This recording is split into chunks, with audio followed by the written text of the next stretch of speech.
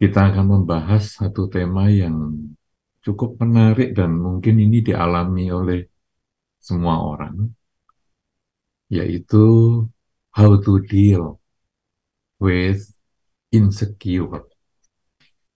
Jadi sebetulnya kalau dalam bahasa Indonesianya adalah bagaimana ya kita menyikapi atau mengatasi ataupun ya kita menghadapi rasa tidak aman.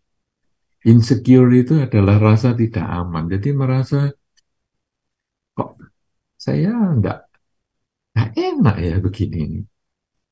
Nah, rasa tidak aman itu bisa dari banyak sebab. Yang paling sederhana saja, kalau kita bangun tidur, kemudian ada tamu, jadi kebetulan kamar kita diketok.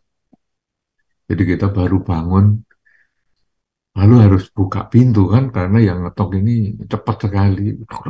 Itu keras banget, mungkin ada hal yang penting banget. Kemudian begitu kita buka pintu, kita merasa, aku sudah rapi belum ya? Jadi sambil ngobrol-ngobrol, sambil kita mungkin benerin rambut, mungkin benerin baju, sambil ngobrol. Jadi rasanya yang dia, yang datang itu juga sungkan juga. Nah, karena kita merasa insecure, mungkin penampilan saya kurang kurang layak ini dilihat oleh orang lain. Itu kalau bangun tidur. Kemudian kalau habis makan juga sama. Kita kadang-kadang juga insecure juga. Jadi merasa tidak aman, tidak nyaman. Nanti gigi saya ini sudah sudah bersih belum ya?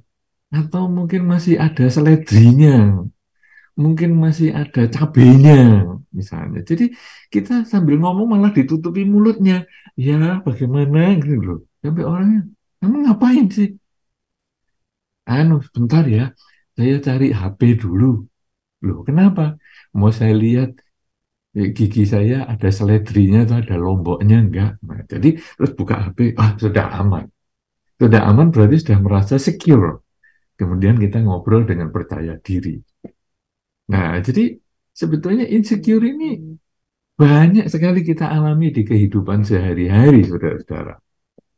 Jadi kita tidak usah merasa aneh kalau aku ini kemana-mana kok rasanya nggak aman ya, rasanya kok saya ini khawatir dan lain sebagainya.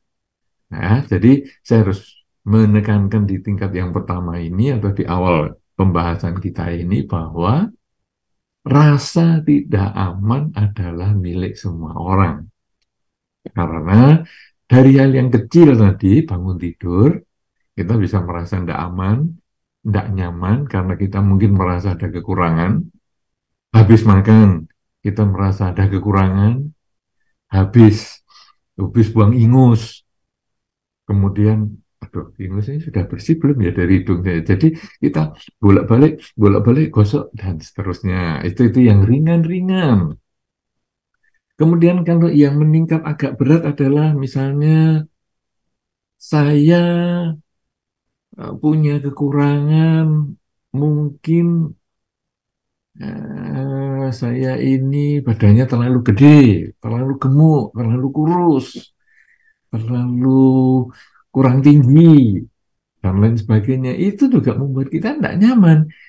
Jadi begitu kita disenggol sedikit, kamu hari ini kok kelihatan langsing ya?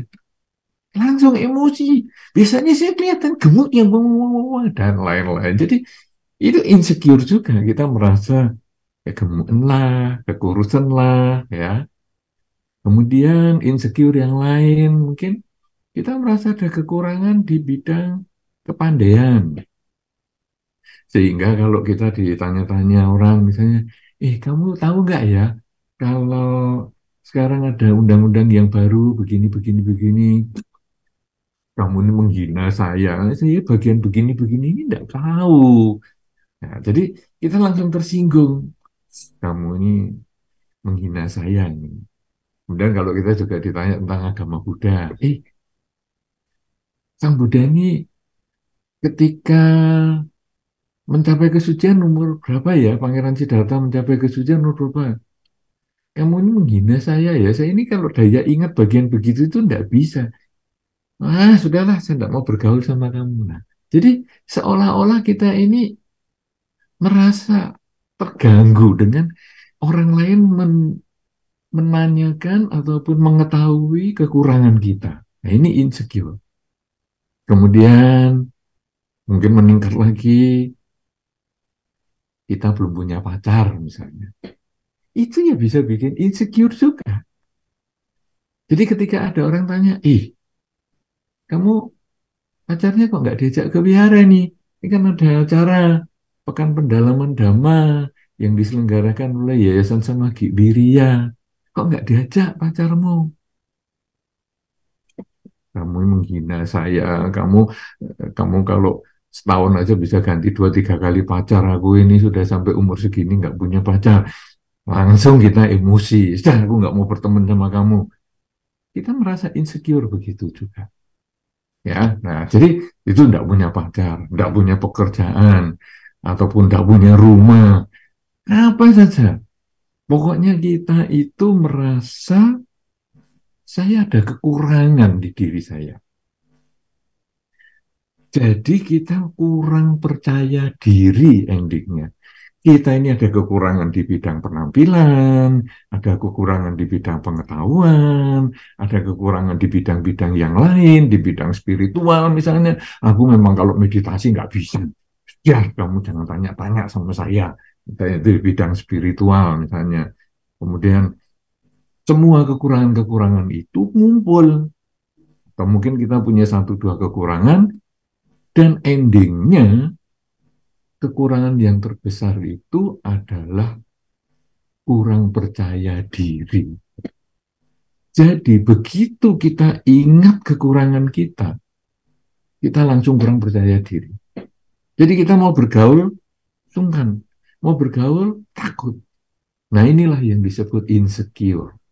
Kita merasa tidak nyaman, merasa tidak aman. Karena begitu kita bergaul dengan orang ini, dia tahu masa latar belakang saya, masa kecil saya, dia tahu kekurangan saya nggak mau bergaul dengan dia.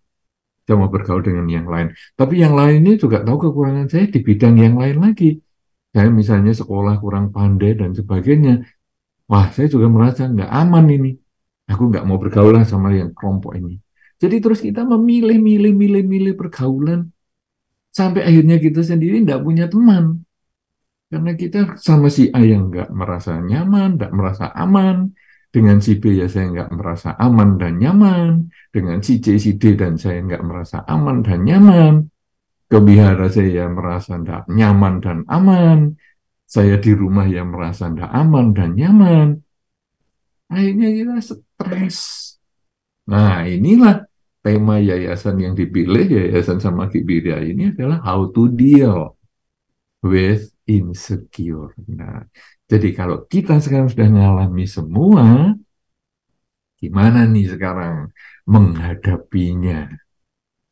Nah, saudara-saudara, cara kita menghadapi ini sebetulnya kalau di dalam Dhamma adalah bahwa semua problem itu berasal dari diri kita sendiri.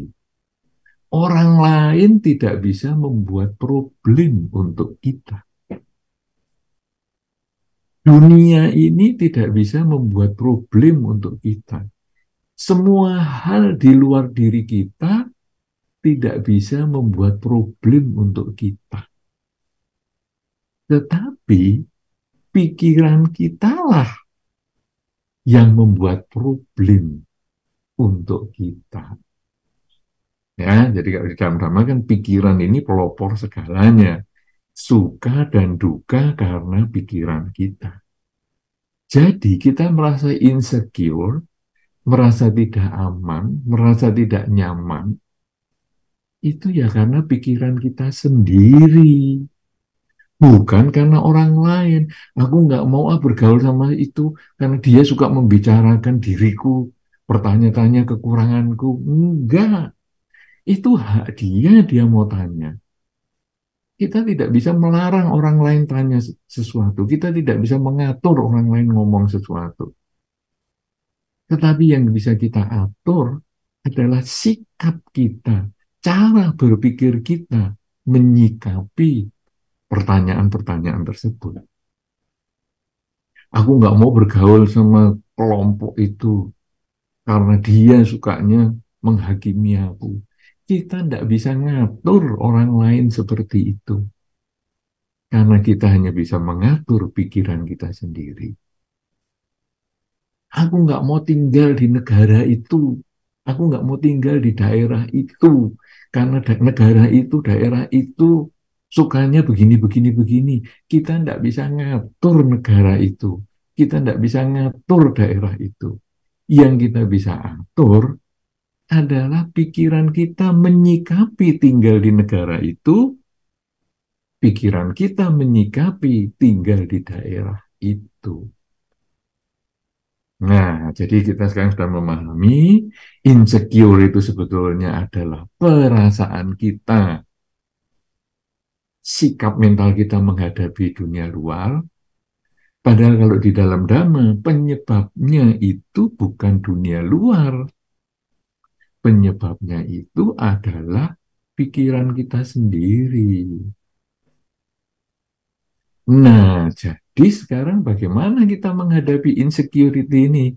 Jadi bagaimana sekarang kita menghadapi atau to deal with insecure ini? Nah, karena kita sudah tahu penyebabnya itu dari pikiran, dan ini ada di dalam Dhamma bahwa pikiran pelopor segalanya, tentu sekarang kita harus menyikapi juga, menata pikiran kita supaya kita siap menghadapi dunia luar, siap menghadapi lingkungan, siap menghadapi kelompok-kelompok tertentu, siap menghadapi pribadi-pribadi tertentu, karena semua itu harus disikapi dari diri kita sendiri. Saudara-saudara, sekarang bagaimana awal dari sikap mental kita? Yang pertama, karena insecure itu adalah kita merasa ada kekurangan di diri kita. Maka yang pertama kita adalah merenungkan bahwa setiap orang, setiap makhluk, setiap tempat, setiap negara, semua punya kekurangan dan juga kelebihan. Semua saja di dunia ini, apa saja di dunia ini, punya kekurangan, juga punya kelebihan. Jadi, kalau kita merasa insecure, berarti kita merasa kita ini punya kekurangan. Kamu punya kelebihan. Jadi, kita merasa ada rendah dirinya, ada mindernya. Nah, kalau demikian, kita sering-sering aja mengulang di dalam batin, kalau kita merasa insecure, kalau kita merasa tidak nyaman, kalau kita tidak merasa aman, kita kemudian mengulang di dalam batin adalah kalimat, aku memang punya kekurangan. Ya, aku memang punya kekurangan. Tetapi aku juga punya kelebihan. Karena setiap orang, setiap makhluk, setiap kejadian, setiap tempat, setiap negara, setiap peristiwa, apa saja punya kelebihan dan kekurangan. Karena itu kalau saya ada kekurangan, pasti saya punya kelebihan. Saya memang punya, tadi waktu saya bangun tidur itu, kemudian pas pintu saya, kamar saya diketok, saya memang punya kekurangan. Mungkin rambut saya kurang rapi, mungkin baju saya kurang rapi, tetapi saya punya kelebihan. Kenapa? Buktinya dia pagi-pagi nyari saya. Mungkin dia mau pinjam duit sama saya. Mungkin dia mau tanya problem kepada saya. Mungkin dia mau tanya nasihat kepada saya. Berarti saya memang punya kekurangan dalam penampilan fisik, tetapi saya punya kelebihan sehingga pagi-pagi saya dicari. Nah, jadi kita kemudian lalu agak lega. Ada kompensasi, ada pergantian, ada perimbangan bahwa saya memang punya kekurangan, tapi juga ada kelebihan. Saya waktu makan tadi, wah memang mungkin gigi saya ada cabenya, mungkin gigi saya ada seledrinya, mungkin itu kekurangan saya. Tetapi saya mungkin punya kelebihan, yaitu saya bisa membedakan rasa dengan baik. Bahwa makanan ini lebih enak daripada makanan sejenis di tempat lain. Saya punya lidah cukup bisa dipercaya.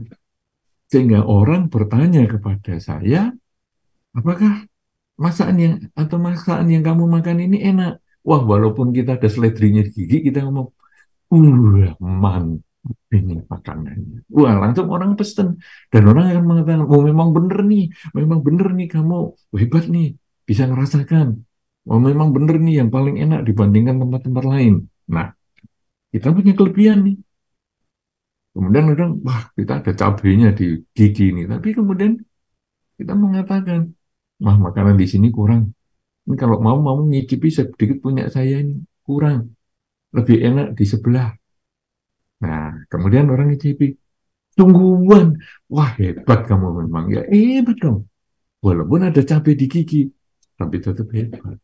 Nah, ini kekurangan kita, tapi kita juga punya kelebihan. Kita lalu renungkan itu. Kemudian yang mungkin kita sekolah kurang pandai, atau sejarah tadi kurang pandai misalnya, riwayat Sang Buddha kita juga nggak ingat misalnya. Tapi mungkin kita punya kelebihan, yaitu apa? Kita punya tenaga, punya waktu untuk membantu kegiatan di wihara. Jadi misalnya di Yayasan sama Ki Wirya ini ada acara misalnya. Acara jam 9, saya mulai datang jam 8. Saya beres-beres dan masalahnya, saya mempersiapkan altarnya, saya mempersiapkan alas duduk untuk teman-teman yang belum datang, karena ini masih jam 8. Jadi saya punya kelebihan. Sehingga kalau saya memang tidak ingat riwayat Sang Buddha, saya nggak ingat cerita-cerita di dalam Dhamma, saya nggak ingat. Tetapi saya tahu bahwa kita ini bisa dengan tenaga kita berbuat baik. Makanya saya kalau datang lebih awal, menyiapkan tempat dan lain sebagainya. Karena ini bagi saya, ini kebajikan. Ini yang paling penting, walaupun saya nggak tahu riwayat Sang Buddha, tapi saya menjalankan Dharma. Makanya namanya ini juga pekan pendalaman Dhamma. Saya mendalami Dhamma untuk saya jalankan, walaupun saya nggak hafal.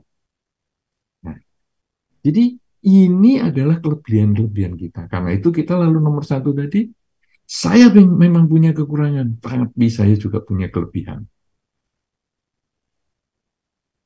Nomor dua, sebaliknya, orang lain memang punya kelebihan, tetapi dia juga punya kekurangan. Memang orang lain, negara lain, tempat lain, situasi lain, restoran lain punya kelebihan, tetapi juga pasti ada kekurangan. Nah, ini yang direnungkan. Kenapa? Supaya kita tidak menjadi rendah diri. Wah, ya memang kamu pandai riwayat Sang Buddha. Aku memang tidak bisa. Itu rendah diri. Kamu memang pandai riwayat Sang Buddha. Tetapi kamu juga punya kekurangan. Kalau datang terlambat. Misalnya kamu datangnya acara jam 9, kamu datangnya setengah 10 misalnya. Nah, jadi kita merasa saya ya tidak jelek-jelek banget sih. Tapi sebaliknya, kita juga tidak mengatakan orang lain yang punya kekurangan terlalu banyak dibandingkan kita, kemudian kita juga mengatakan, wah kamu rendah banget. Enggak. Kita lalu merasa dia walaupun rendah, punya kekurangan, tapi dia juga pasti punya kelebihan. Nah, dengan memiliki dua tingkat pemikiran ini saja, batin kita ini sudah mulai lebih tenang. Kita merasa lebih secure, merasa lebih aman dan nyaman. Karena kita bisa menerima kekurangan saya ya memang begini. Tapi ya jangan dikira ya, kamu tidak punya kekurangan juga. Walaupun saya tidak akan buka di sini kekuranganmu, tetapi setiap orang, setiap tempat, setiap negara, setiap situasi, pastilah ada kekurangan dan kelebihan masing-masing. Nah, jadi kita sudah mulai tenang ini. Ya, kita melihat diri kita ya tidak terlalu jelek, kita melihat orang lain ya oke lah, biasa-biasa. Kalau sudah demikian, saudara-saudara, maka kita kemudian yang ketiga mengingat ajaran Sang Buddha. Dalam Jalan Mulia Bonso Terapan, unsur yang keenam, sama wayama, atau daya upaya yang benar, di situ berbicara tentang kekurangan dan kelebihan. Unsur yang keenam sama wayama ini berbicara bahwa menegaskan atau menjelaskan kalau saya punya kekurangan, perbaiki. Jadi, kalau tadi Anda merasa bangun tidur, kemudian rambut acak-acakan membuat saya ini tidak pede, tidak percaya diri, saya kemudian juga mungkin baju kurang rapi, saya jadi merasa tidak pede, saya bolak-balik membenarkan baju. Mulai sekarang saya akan perbaiki, yaitu di dekat pintu saya pasang cermin.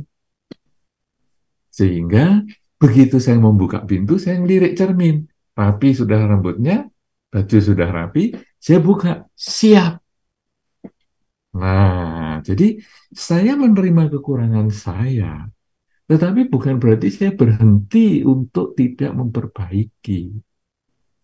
Saya terima kekurangan saya dan saya harus tingkatkan, perbaiki diri saya. Supaya di masa-masa yang akan datang, tidak lagi perasaan insecure itu muncul. Saya harus hindari. Nah, tapi kalau saya makan nanti gimana nih? Aduh, makan ada seledrinya khawatir nih. Ya mungkin saya sebelum menjawab atau apa, saya ambil minum dulu. Jadi saya minum dulu atau mungkin ya HP saya itu yang untuk lapisan monitornya itu ataupun yang lain itu saya bikin yang agak gampang memantulkan gambar sehingga saya ngelirik sedikit aja sambil agak giginya dibuka sedikit aman gigi saya. Oke, langsung jawab.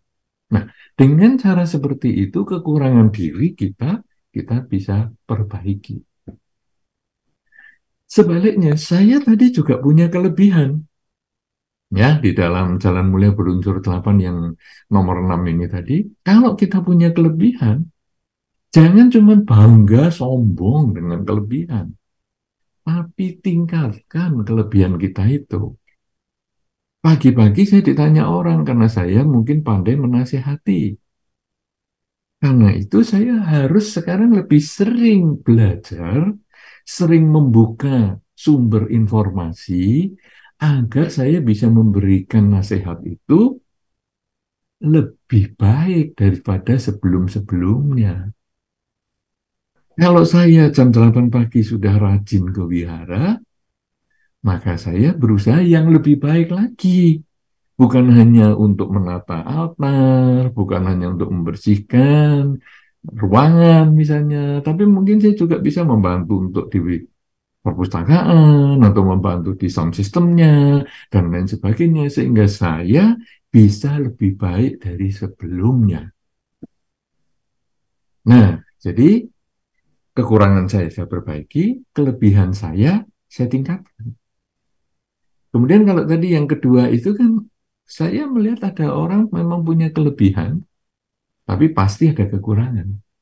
Nah, sekarang di dalam Jalan Mulia berunsur 8 unsur yang keenam ini, kelebihan orang jangan cuma dikagumi, waduh memang kamu punya kelebihan, hebat. Tapi marilah kita pelajari. Kelebihan orang itu adalah pelajaran bagi kita untuk kita tingkatkan di dalam diri kita. Untuk kita tiru. Kok dia bisa ya seperti itu? Coba aku belajar. Mungkin aku nggak sebaik dia karena memang aku bukan dia. Tetapi minimal aku belajar untuk lebih baik. Jadi dengan cara seperti ini, saudara, orang-orang yang punya kelebihan-kelebihan di sekitar kita itu bukan kemudian menjadi kita lebih rendah diri berkumpul dengan si A, si B, si C, tinggal di daerah tertentu, kumpul dengan kelompok tertentu, saya rendah diri, tinggal di negara tertentu, saya rendah diri. Bukan, justru saya harus belajar dari mereka supaya saya tidak rendah diri lagi. Minimal saya mendapatkan sedikit kualitas baik dari mereka. Nah, kalau saya sudah belajar kelebihan dia, tentu saya juga harus melihat kekurangannya dia kan tadi. Karena yang yang kedua tadi adalah dia memang punya kelebihan, tapi juga punya kekurangan. Karena saya sekarang belajar kekurangannya dia, yang saya juga belum punya, bukan saya lalu belajar untuk memiliki kekurangan itu, tetapi sekarang saya belajar menghindari kekurangan itu.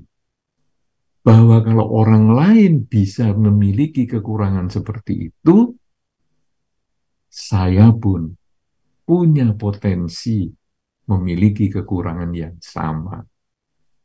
Bahwa dia memang pandai di dalam pelajaran Dharma, tetapi dia datangnya sering terlambat. Nah, itu kekurangannya. Baik, kalau begitu, potensi terlambat itu pun bisa dimiliki oleh setiap orang. Maka saya harus hati-hati. Saya harus datang lebih awal. Saya harus bangun lebih awal supaya saya tidak terlambat datang ke wihara. Kekurangan-kekurangan orang itu adalah pelajaran bagi kita, bukan untuk menghina dia. Ih, kamu ternyata punya kekurangan seperti itu. Aku sih tidak seperti itu. Biasanya kan kadang-kadang kan kita dalam ngobrol-ngobrol kan juga begitu. Kamu tahu nggak si A? Kenapa? Si A itu ya, kalau datang terlambat. Kalau ke biara mulai jam 9, datangnya setengah 10, kadang malah mau pulang baru datang. Nggak kayak saya. Duh, ini kan artinya kekurangan orang untuk menunjukkan kelebihan diri. Kita ngomongin kekurangan orang untuk menunjukkan diri kita bahwa saya tidak melakukan itu. Pola ini tidak tepat dan Anda sering mendengar di masyarakat. Mungkin kita pun pernah mengucapkan kalimat itu. Jadi kalau aku sih tidak akan seperti itu. Dia itu kan memang suka emosi sama pasangan hidupnya. Kalau aku sih enggak. Dia itu memang sok pinter, kalau aku sih enggak. Nah, jadi kita kadang-kadang menjual kekurangan orang lain untuk meningkatkan diri kita sendiri, bahwa saya tidak seperti itu. Tapi ingat, mungkin kita memang tidak seperti itu, tetapi kita juga punya kekurangan di bidang yang lain. Ini kan yang tadi nomor satu tadi, bahwa saya punya kekurangan, tapi saya juga punya kelebihan. Nah, kelebihan saya tidak melakukan itu, tapi kan saya juga punya kekurangan. Dia punya kelebihan, bahwa bahwa dia punya hal-hal yang bisa saya, aduh, minder banget. Tapi kan dia juga punya kekurangan yang tadi saya tidak melakukan itu. Nah, karena itu kekurangan-kekurangan orang lain, pihak lain, jangan dijadikan sumber kesombongan kita. Kekurangan orang lain, pihak lain itu justru dijadikan pelajaran agar kita di masa depan tidak melakukan. Karena kalau kita melakukan atau memiliki kekurangan itu, nanti kita ini insecure-nya balik lagi. Jadi keluar dari mulut harimau, masuk ke mulut buaya. Bahwa kita bisa menyelesaikan insecure kita, karena saya punya kekurangan ini, saya sekarang bisa perbaiki, saya tingkatkan. Sehingga kekurangan saya ini menjadi tidak lagi seperti itu, dan saya juga meningkatkan kelebihan saya. Insecure saya sudah selesai, keluar dari mulut harimau, tapi masuk ke mulut buaya. Bahwa kekurangan orang itu tidak saya jadikan pelajaran, sehingga saya akhirnya ganti punya kekurangan yang lain yang dia atau orang lain miliki. Nah, kalau sudah seperti itu, akhirnya jadi lingkaran setan. Nanti satu ketika keluar dari mulut buaya, masuk ke mulut macan, keluar dari mulut macan, masuk ke mulut singa, dan seterusnya. Akhirnya kita tidak pernah menyelesaikan insecurity kita ini. Nah, kalau sekarang how to deal with insecure, artinya sekarang tahap-tahap kita ini harus kita jalani 3 hal minimal ya ini ya. Jadi banyak cara ya, tetapi minimal di dalam dhamma kita ini, kita minimal melakukan 3 hal ini. Bahwa saya punya kekurangan. Memang insecure itu timbul dari rasa kekurangan, tapi saya juga punya kelebihan. Makanya kita harus catat di dalam diri kita sendiri, atau mungkin nanti menyediakan kertas, kita catat saya itu punya kelebihan apa saja dan saya punya kekurangan apa saja. Nah, kekurangan inilah yang menimbulkan saya insecure, sedangkan kelebihan saya inilah yang menimbulkan saya merasa secure, merasa aman dan nyaman. Kalau orang ngomongi kelebihan saya pasti jawab dengan baik. Tapi kalau orang ngomongi kekurangan saya, aduh, saya langsung minder. Nah, itu nomor satu, saya punya kekurangan, tapi juga punya kelebihan. Orang lain punya kelebihan memang, tetapi dia juga punya kekurangan. Nah, tetapi yang paling penting sekarang, kekurangan saya bukan hanya saya terima, tetapi harus saya perbaiki. Kelebihan saya bukan saya jadikan kesombongan, tapi harus saya tingkatkan supaya kekurangan berkurang, kelebihan bertambah. Kelebihan orang bukan dijadikan sebagai sumber saya menjadi rendah diri, tetapi kelebihan orang justru pelajaran untuk kita ikuti, kita coba, walaupun dalam level kecil, sehingga kita juga bisa memiliki sedikit kelebihan yang dimiliki orang lain itu. Sedangkan kekurangan orang lain bukan dijadikan sarana kita sombong, tapi justru kita jadikan pelajaran. Lain kali saya harus menghindari kekurangan-kekurangan itu muncul dalam diri kita. Dan kalau kita bisa jalankan seperti ini, maka inilah yang kita bisa melaksanakan unsur keenam dari jalan mulia berunsur 8, yaitu sama wayamo. Jadi, how to deal with insecure, sesungguhnya di dalam Dhamma kita bisa mengatasi dengan unsur keenam dari jalan mulia berunsur 8. Mudah-mudahan ini bisa mengantar kita dalam diskusi untuk memahami insecurity ataupun ketidakamanan di dalam kehidupan kita, menyikapi dunia luar, sehingga kita bisa menyelesaikan kesulitan ini dan kita bisa hidup dengan apa adanya, punya kekurangan dan kelebihan, sebagaimana juga yang lain. Semua itu wajar, semua itu normal. Semoga bisa memberikan manfaat, dan kita menunggu nanti pertanyaan-pertanyaan yang Anda sampaikan untuk meningkatkan kualitas diri kita. Terima kasih, dan saya kembalikan kepada pembawa acara. Silakan. Baik, terima kasih, Dante. Bagi para umat yang menghadiri puja bakti secara offline, bisa langsung disampaikan pertanyaannya, atau mungkin jika ada umat yang mengikuti acara ini melalui Zoom, bisa menggunakan mic untuk bertanya atau menulis pertanyaannya di kolom chat. Silakan Ibu Rita. Saya itu punya nggak tahu namanya apa, LCD ini ada kursor gitu Bante, di dekat mukanya Bante. Terus tadi kayaknya mau ke belakang bilangin teman-teman cukup tersiksa untuk ada kursor. Nah itu apa itu Bante? Terima kasih Bante. Iya, pertanyaan yang bagi saya dengar tidak jelas karena putus-putus. Mungkin mic-nya atau bagaimana. Jadi saya tidak tahu, mungkin teman-teman di Zoom juga putus-putus mendengarnya. Saya ulang lagi ya Bante. Cuman saya menangkap begini, bahwa tadi di dalam tampilan saya di layar mungkin ada kursornya, mungkin ya, sehingga mungkin ada penunjuk, panah penunjuk untuk mouse itu, yang tentu itu adalah dari timnya, tim teknisnya, dan Anda merasa terganggu dengan itu. Nah ini apa ini? Bagaimana mengatasinya? Begitu ya, Ibu, mungkin pertanyaannya. Ya Bante, itu Ah, Bante. ya, jadi benar ya, apa yang saya tangkap, walaupun putus-putus, mungkin nanti mic-nya diperbaiki ataupun baterainya diganti. Begini ya, tadi saya sudah sampaikan bahwa kita tidak bisa mengatur pihak lain. Termasuk kursor ini tadi, ataupun mouse ini tadi, mouse penunjuk ini adalah, kita tidak bisa ngatur. Anda tidak bisa langsung ngomel ke belakang misalnya, wih, anak-anak ini gimana ngaturnya ini, tim IT-nya ini, kok sampai gini. Anda kadang tidak bisa ngatur yang seperti itu, tetapi Anda menyesuaikan cara berpikir. Bahwa di dalam gambar itu kan segitu gedenya layarnya, ya ada sedikit titik di situ, ya Anda jangan memperhatikan yang titik itu. Anda memperhatikan yang gede, itu misalnya bisa juga. Jadi titik itu hanya 0,1 dari 99,9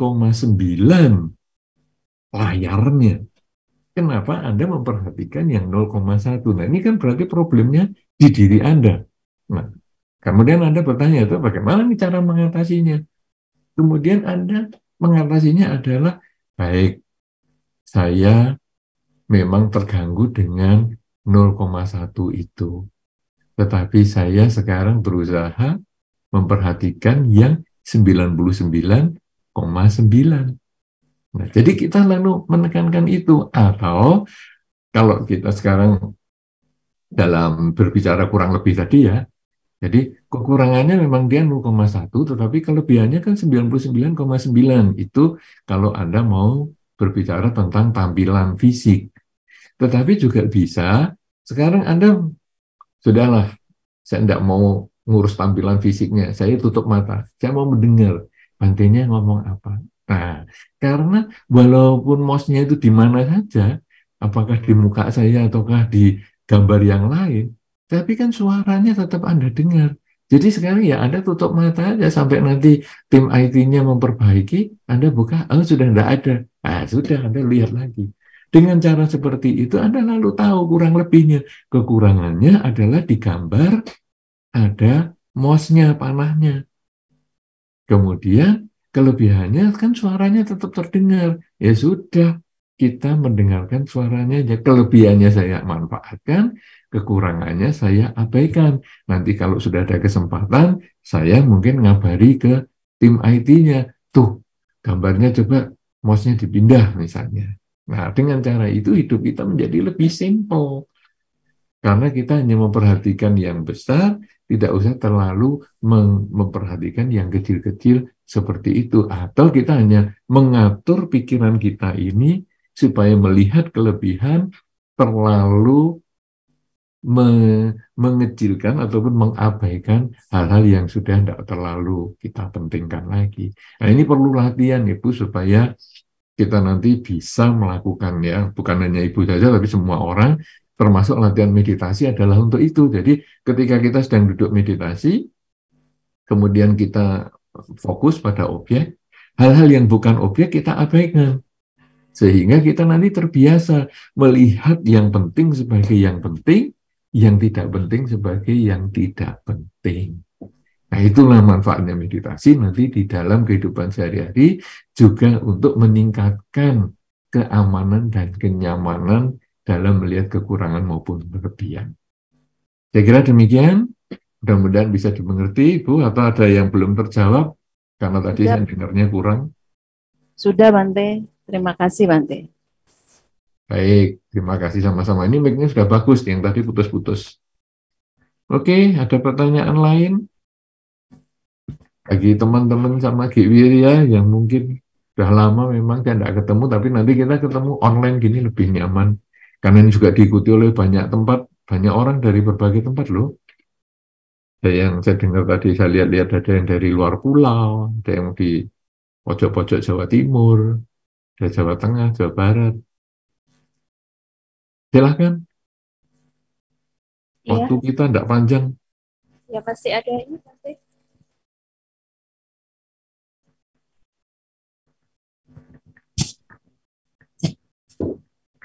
Ya, selamat pagi Bante, Namo Buddhaya. Izin bertanya, saya Nancy. Ya, Bante, kan untuk insecure ini kan bahkan dari sejak dini sudah dialami juga ya sama anak-anak ya. Nah, mungkin sebagai orang yang sudah lebih dewasa, kita bisa punya pemahaman yang lebih baik tentang tadi tips yang sudah disampaikan oleh Bante mengenai sikap mental itu. Nah, yang menjadi tantangannya adalah buat anak-anak nih, Bante, mohon izin tipsnya bagaimana kita mengajarkan ke anak-anak, kan itu sikap mental itu sesuatu yang tidak terlihat, tidak nyata, sama seperti kalau kita ngomong, oh sakit, nah ini dipegang atau apa gitu kan. Nah kalau sikap mental, kalau kita omong gitu anak-anak, oh foto ya, gitu ya Bante. Jadi mohon tipsnya Bante, terima kasih. Baik. Wah, ini peserta luar biasa ini. Saya pikir dari Jakarta, memang tadi ada yang ikuti di Zoom, ternyata ini Jakarta langsung online ini, atau langsung offline ini. Ternyata Ibu Nancy Merduli di situ. Wow, luar biasa. Ya, sekarang ada rasa insecure pada anak-anak bagaimana? Nah, ini bagian dari orang tua ikut menenangkan. Ya, orang tua mungkin ya tadi seperti yang sedikit disampaikan Ibu Nancy tadi, kadang-kadang ketika anak merasa tidak nyaman, mungkin takut atau mungkin ya merasa ada sesuatu yang mengancam dirinya. Nah, kadang-kadang orang tua boleh menepuk-nepuk, boleh tenang nak, tenang, tanpa harus menyalahkan pihak lain. Kadang-kadang di dalam pendidikan itu kita sering dididik untuk menyalahkan pihak lain bahwa saya insecure ini karena kamu. Sehingga kamu tahu enggak bahwa sebetulnya kita ini kekurangan, kalau ini sudah dewasa ya kita berbicara agak dewasa, jadi mainan kamu ini bisa rusak, itu gara-gara diambil dia. Ya, makanya kalau kamu dipinjam kan jadi nggak nyaman, nggak merasa enak misalnya. Nah, itu kita menyalahkan pihak lain. Tetapi kemudian kalau kita sebagai orang tua, karena anak-anak ini masih sulit untuk berbicara tentang dimensi yang abstrak seperti itu, kita hanya mengatakan, nah, hidup ini memang nggak kekal, atau segala sesuatu kan memang bisa rusak, nah, ya sudah, kalau memang rusak, dipinjam ya rusak, nggak dipinjam ya rusak, ya sudah. Nah, kemudian kita bisa menjelaskan seperti itu. Kemudian kadang-kadang datang orang yang suka marah-marah, misalnya neneknya suka marah-marah atau kakeknya suka marah-marah misalnya. Nah, kemudian kita menenangkan anak itu, nak, tenang nak. Ya memang kakek nenek kadang marah, tapi ya kita ingat mungkin kita sendiri yang punya salah, nak. Pasti kakek nenek itu bukan marah-marah dengan sembarangan, tapi kita sendiri yang punya salah. Coba nanti sudahlah kita biarkan, kita dengarkan saja kalau nenek atau kakek marah-marah. Nah, jadi kita membuat dia tenang supaya dia nanti tidak begitu dipanggil, ini nak, Kakek sama nenek datang, nggak mau, karena dia sudah trauma dengan kemarahan yang dulu dia terima misalnya. Nah ini kan dia insecure. Kita nggak bisa mengatakan yang penting pikiran lah, jaga enggak ya kita. Ya sudah lah, mungkin kamu dulu punya kesalahan dan sebagainya. Jadi ibu itu ataupun orang tua ataupun orang sekitarnya itu memberikan semaksimal mungkin penjelasan yang bisa diterima oleh anak-anak tersebut dalam level anak-anak tentunya. Kadang-kadang tetangga datang, kadang anjing yang datang membuat anak ini takut dan lain sebagainya. Kemudian kita menenangkan, sudah kalau kamu memang takut dengan anjing itu, ya nanti waktu anjing tetangga datang, ya kamu ngomong, panggil mama, nanti saya bantu untuk menutup pintu atau apa. Nah, jadi orang tua sementara menjaga, tapi nanti kalau sudah makin dewasa, penjagaan ini harus makin dilepas secara bertahap agar anak ini tidak dimanjakan. Karena orang yang insecure salah satunya juga karena dimanjakan.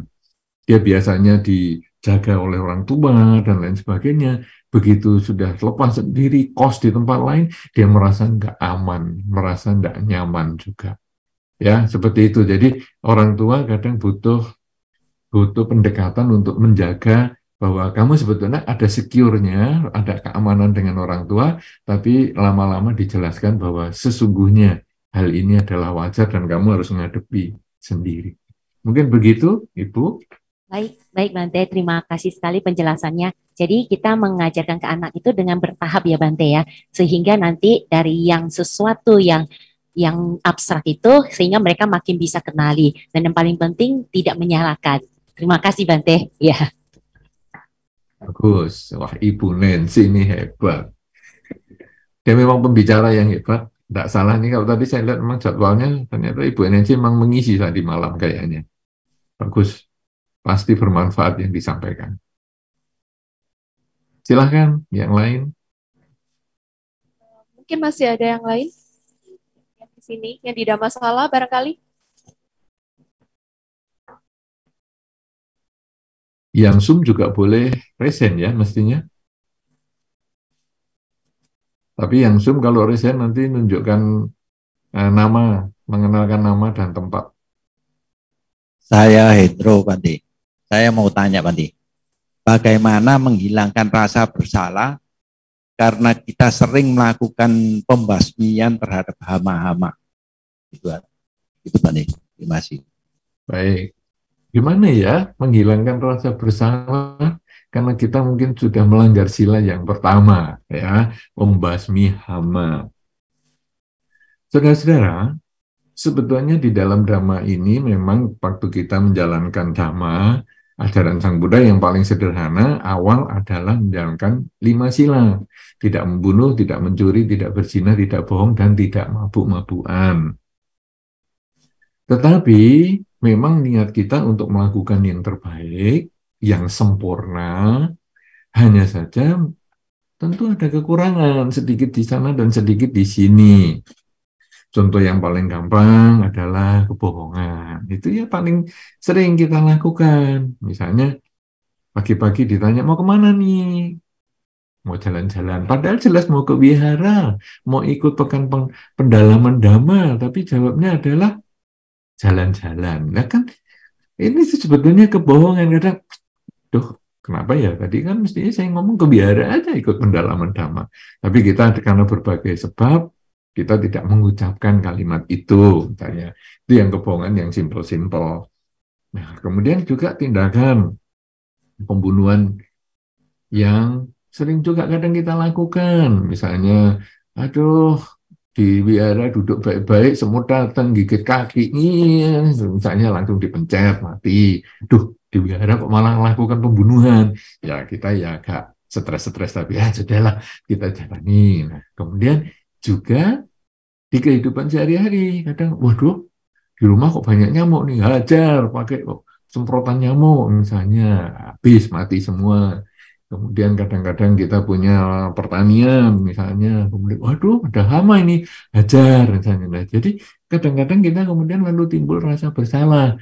Apalagi kemudian juga teman-teman kita, saudara-saudara kita, sesama umat Buddha yang tinggal di pantai. yang mereka kerjanya adalah nelayan misalnya. Itu juga kadang terbebani juga, karena hidupnya dia adalah dengan menjadi nelayan. Nah, sekarang bagaimana ini? Saudara-saudara, kita ini kan punya 5 kemoralan. Tidak membunuh, tidak mencuri, tidak berzina, tidak bohong, dan tidak mabuk-mabukan. Duh, saya sudah melakukan pembunuhan. Ketika kita sudah melakukan pembunuhan, memang kita ada rasa bersalah. Rasa bersalah itu kita jadikan energi untuk memperbaiki yang 4 sisanya.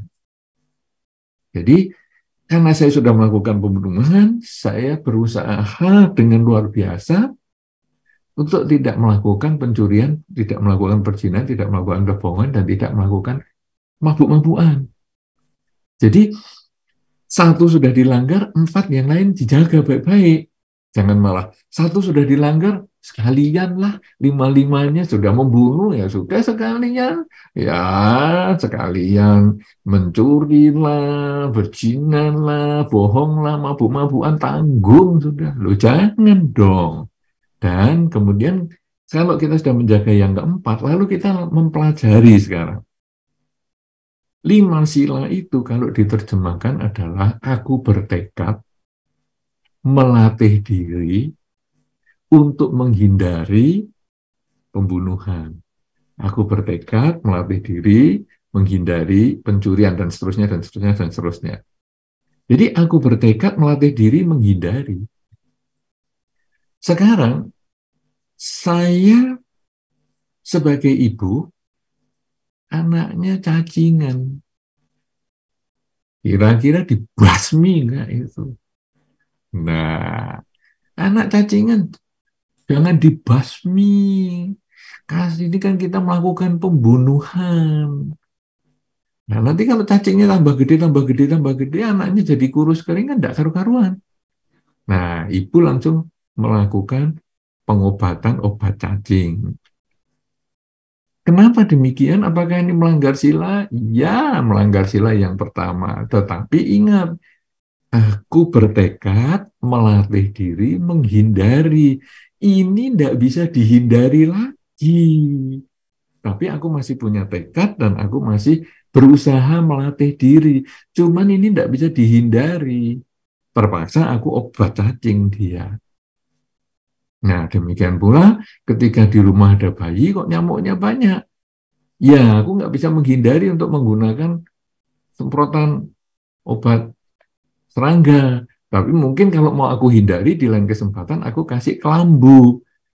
Sehingga nanti nyamuk nggak masuk, nggak mengganggu anak saya, misalnya. Nah, demikian pula membasmi serangga yang Anda sebutkan tadi, yaitu Anda sudah punya rasa bersalah, itu berarti Anda masih punya tekad. Selain tekad, Anda masih ada usaha untuk menghindar, untuk melatih diri. Cuman tidak bisa dihindari karena mungkin saat ini Anda harus melakukan itu. Ya sudah, Anda sementara lakukan itu sama dengan nelayan itu. Tidak bisa dihindari lagi, tapi masih ada tekad untuk melatih diri.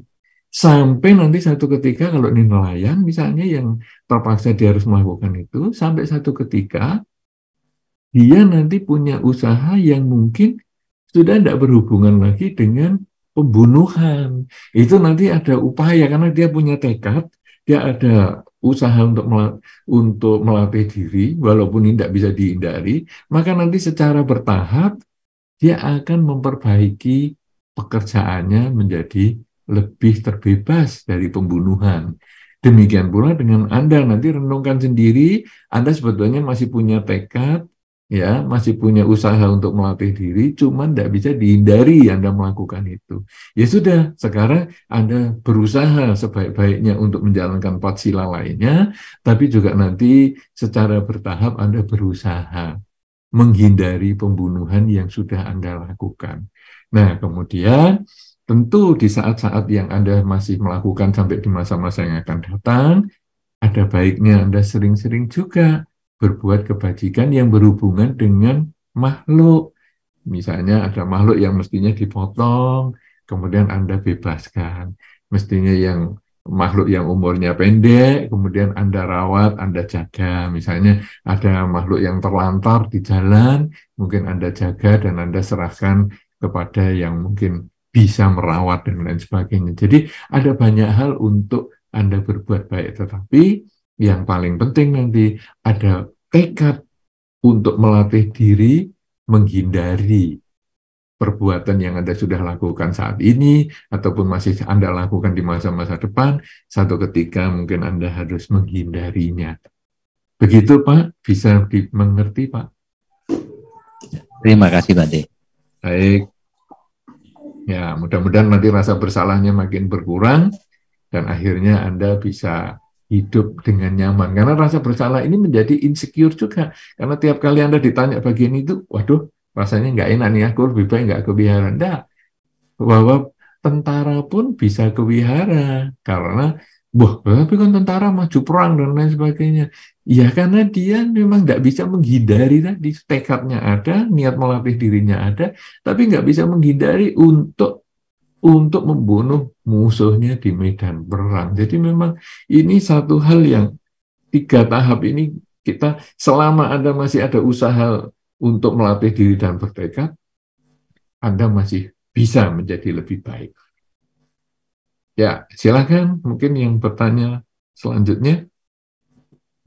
Ya, jika para umat tidak masalah, sudah tidak ada lagi yang bertanya, mungkin saya bisa membantu untuk menyampaikan pertanyaan dari Zoom, Bante. Jadi ini ada pertanyaan, Namo Buddhaya Bante, bagaimana menyikapi pikiran yang insecure bila merasa apakah sudah berbuat baik dengan cukup? Terima kasih, Bante. Ya, dari siapa yang tanya dan dari kota mana ya? Namanya enggak kelihatan, mungkin bisa dibantu untuk melihatkan.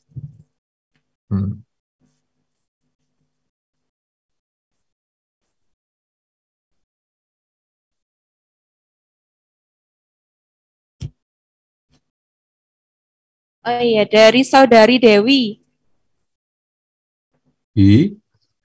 Dari Saudari Dewi, ini lewat Zoom pertanyaannya, mungkin bisa saya ulangi lagi. Namo Buddhaya Bante, bagaimana menyikapi... Sudah jelas, cuman dari kota mana saya maunya itu, karena kita kan Zoom ini bisa dilihat dari kota-kota yang lain. Jadi kalau Anda ceramah, kadang dilihatnya sulit, seperti misalnya kemarin Ibu Nancy mungkin ceramah malam, tetapi kita nggak bisa ngikuti. Nanti ngikutinya nanti beberapa hari lagi setelah dimuat ataupun diupload di YouTube. Nah, tapi kalau Zoom ini kan langsung bisa diikuti. Maksud saya, bukan pertanyaannya yang saya sudah tahu, tetapi adalah siapa dan dari mana. Itu maksud saya. Ada disebutkan tadi oleh si penanya? Iya, Bante. Ini dari Saudari Dewi dari Jakarta. Oh, yang saya maksudkan. Jadi, kita sekarang saat ini ada pembabaran Dharma dan langsung bisa diikuti juga dari Jakarta. Yaitu pertanyaannya yang mungkin semua orang juga menghadapi, gimana ya, rasanya sudah cukup belum ya saya berbuat baik? Kalau sudah cukup apa? Terus mau berhenti atau gimana? Langsung berbuat jahat? Kan tidak seperti itu. Intisari di dalam Dhamma adalah kurangi kejahatan, tambah kebaikan, sucikan pikiran. Tidak ada kata cukup di situ. Jadi ya secukupnya lah kamu menambah kebaikan, secukupnya lah kurangi kejahatan, secukupnya lah sucikan pikiran. Tidak ada.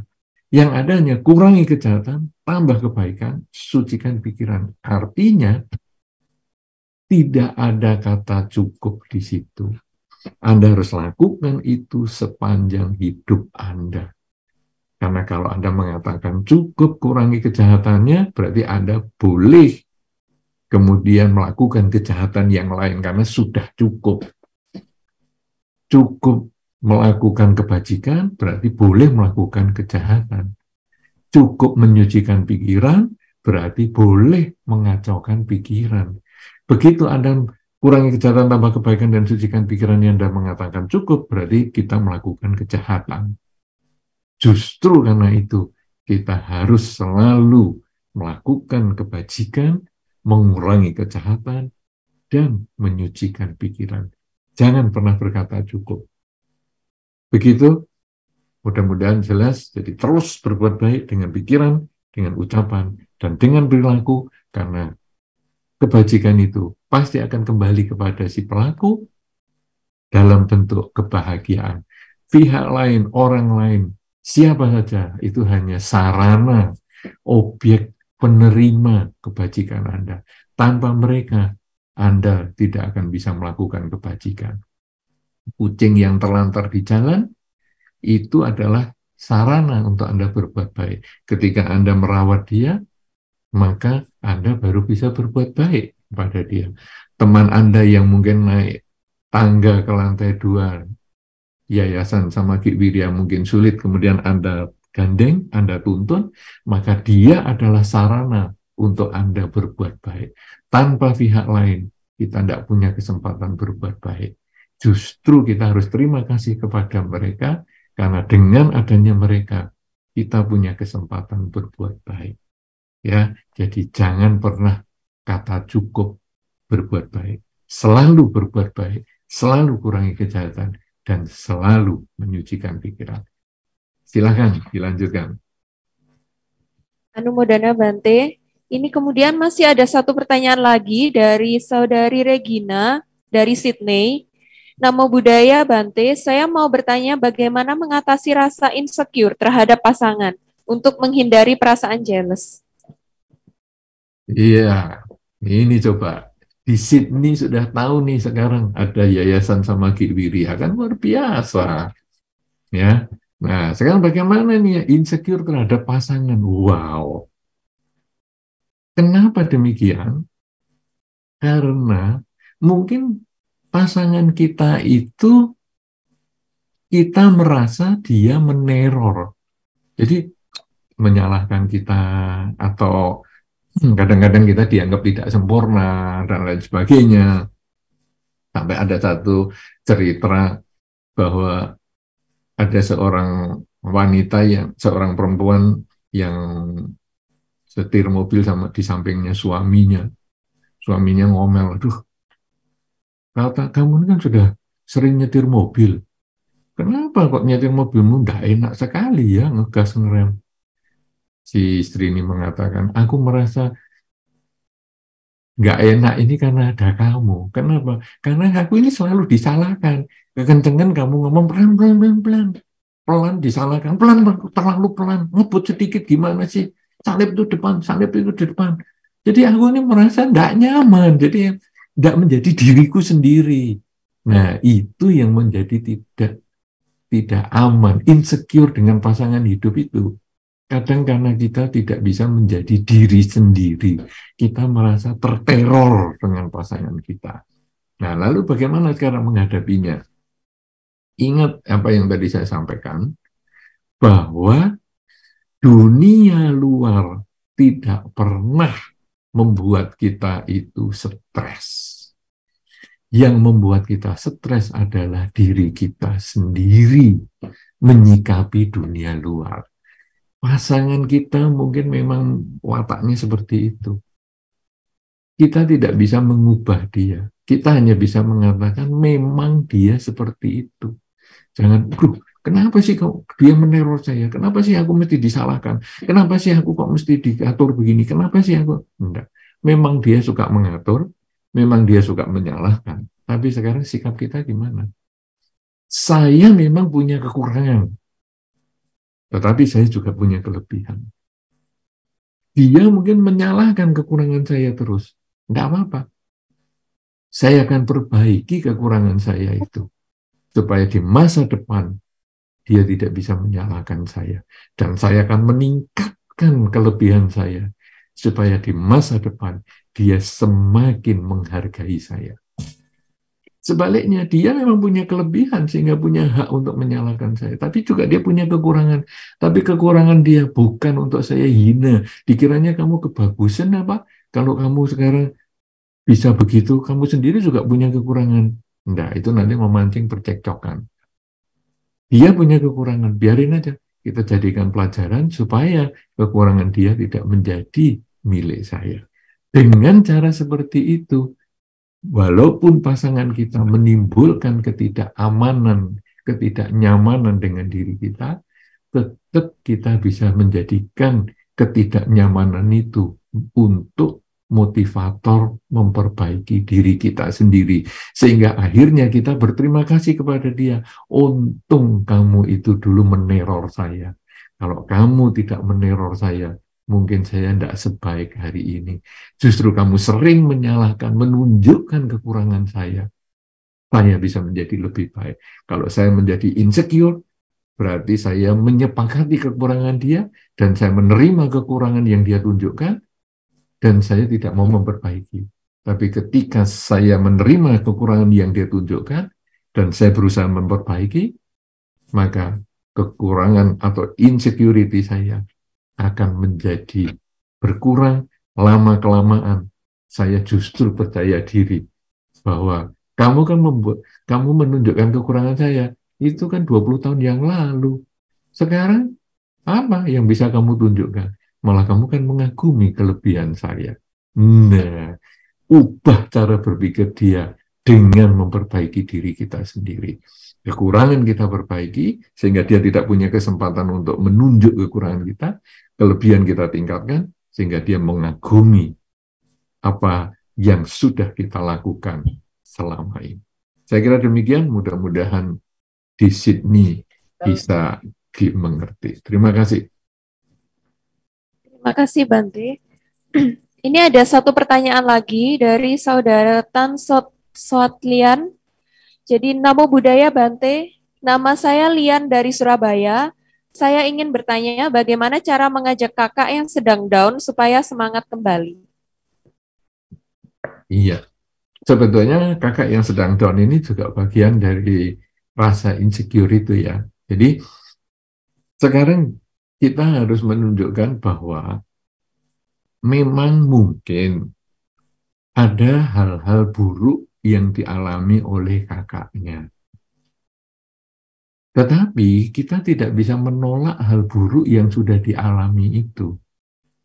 Kita hanya menjelaskan kepada kakak bahwa kalau hal buruk itu sudah terjadi di masa lalu. Jadi mungkin itu sudah terjadi kemarin. Mungkin sudah terjadi seminggu yang lalu. Mungkin sudah terjadi setahun yang lalu. Sekarang jadikanlah hal yang buruk itu sebagai pelajaran untuk diperbaiki saat ini. Karena saat ini bukan yang kemarin. Saat ini adalah kelanjutan dari yang kemarin, yang seminggu lalu, setahun yang lalu, ini saat ini adalah kelanjutannya. Kalau sekarang ini kita terus memikirkan yang tahun lalu atau kemarin, berarti badan saya sudah umurnya sampai hari ini, tetapi pikiran saya masih di tahun lalu, atau di kemarin, atau yang seminggu yang lalu. Jadi kita ini tidak sinkron antara badan dan batin. Jadi sekarang kakaknya ditunjukkan bahwa kegagalan itu milik masa lalu, sekarang adalah kesempatan kita untuk bangkit, untuk memperbaiki kegagalan, sehingga kita bisa punya rasa percaya diri bahwa dulu memang saya pernah gagal, tetapi saya sudah memperbaikinya. Tidak ada bayi lahir langsung jalan. Tetapi bayi mulai lahir belajar jalan dan jatuh, belajar jalan dan jatuh, belajar jalan dan jatuh, jatuh bangkit lagi, jalan lagi, jatuh lagi, bangkit lagi, jalan lagi. Dari keberanian bangkit ketika jatuh, itulah baru dicapai kesuksesan. Tapi kalau dia jatuh si bayi ini dan tidak mau belajar jalan selamanya, dia tidak akan pernah bisa jalan. Tapi justru dia jatuh, dia bangkit lagi, jatuh, bangkit lagi, dia bisa jalan. Dan kita semua mengalami seperti itu karena kita pernah jadi bayi. Kalau kita bisa seperti itu, berarti kita adalah mental yang bisa bangkit ketika mengalami kegagalan. Dengan demikian, kakak yang tadi dialami kegagalannya itu, sesungguhnya dia bisa bangkit kalau Anda memotivasi dia bahwa kegagalan bukan akhir segalanya, tetapi kegagalan adalah pelajaran untuk meningkatkan kualitas diri kita. Dan terus diberi semangat, diberi bantuan dengan perhatian dan lain sebagainya, setahap-setahap, seperti ya bayi yang baru belajar jalan, kalau jatuh kan terus dijaga, sampai akhirnya kakinya kuat menyangga tubuhnya untuk dia berjalan. Semua itu ada tahapnya, karena menimbulkan rasa percaya diri memang membutuhkan waktu. Ya, bertahap semua. Adik yang baik adalah yang bisa menjaga kakaknya untuk dari down menjadi bangkit dan mandiri dan percaya lagi dengan dirinya sendiri. Saya kira demikian, itu tahap-tahapnya adalah seperti itu, yaitu meyakinkan bahwa kegagalan adalah milik masa lalu dan itu pelajaran untuk ditingkatkan. Kekurangan sendiri jadikan pelajaran untuk diperbaiki, kelebihan sendiri tingkatkan. Jadi ingatkan kepada kakak bahwa kamu juga punya kelebihan yang itu harus ditingkatkan kualitas dirinya. Saya kira demikian. Saya kembalikan kepada pembawa acara. Ya, baik Bante. Mungkin bisa satu pertanyaan lagi Bante. Jadi ini ada Namo Buddhaya Bante, selamat pagi. Bante, saya Ilin, berasal dari Jakarta, izin bertanya. Ada teman saya yang dia selalu merasa seperti insecure bila ada teman-teman lainnya yang lebih unggul dari dia. Padahal kami menganggap bahwa dia sudah cantik, pintar, bagus, perfect. Namun saat dia merasa insecure itu, dia berbicaranya seperti menyinggung secara halus teman yang lebih unggul dari dia. Namun seperti sarkas secara tidak langsung menurut kami. Itu bagaimana kami harus menyikapinya, Bante? Terima kasih. Baik. Ya, memang inilah kenyataan ya yang tadi sudah saya sampaikan di awal-awal pada waktu pembahasan. Kadang kita ini merasa ada kekurangan. Ya, tadi juga yang disampaikan Ibu Rita tadi, satu titik. Ya, MOS itu tadi mengganggu sekali dari gambaran yang sedemikian besar. Dan di dalam dirinya juga seperti itu. Itu makanya ada konsep ya, pria dan wanita itu memandang wanita berbeda.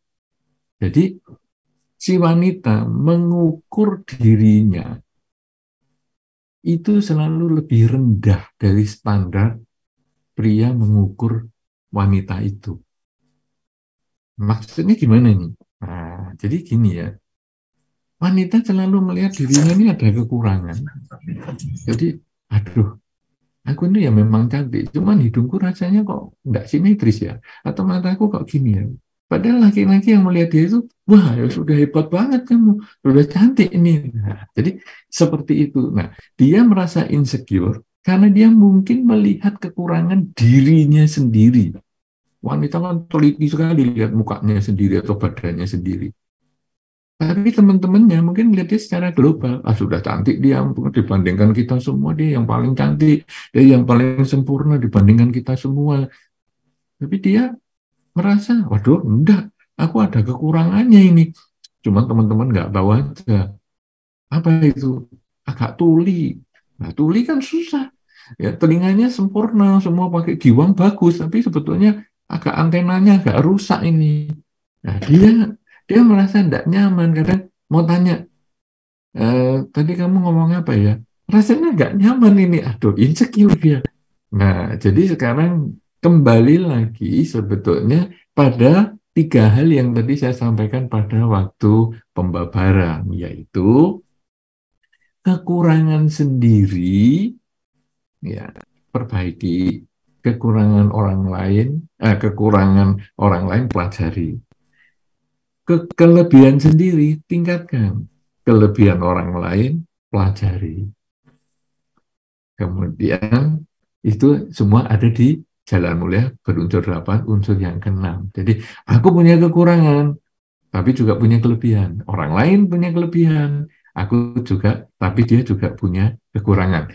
Itu sebetulnya 3 hal inilah yang harus direnungkan, termasuk untuk teman Anda yang merasa ada kekurangan, padahal Anda menganggap dia sudah sempurna sekali. Jadi, kita tidak bisa mengatakan kekuranganmu apa sih? Oh, kamu sudah hebat loh. jarang dia akan ngomong karena mungkin kita belum tahu bahwa dia kupingnya kurang dengar misalnya. Jadi dia nggak akan ngomong. Nah, kita kasih cara global. Oke lah, kita memang punya kekurangan, ya.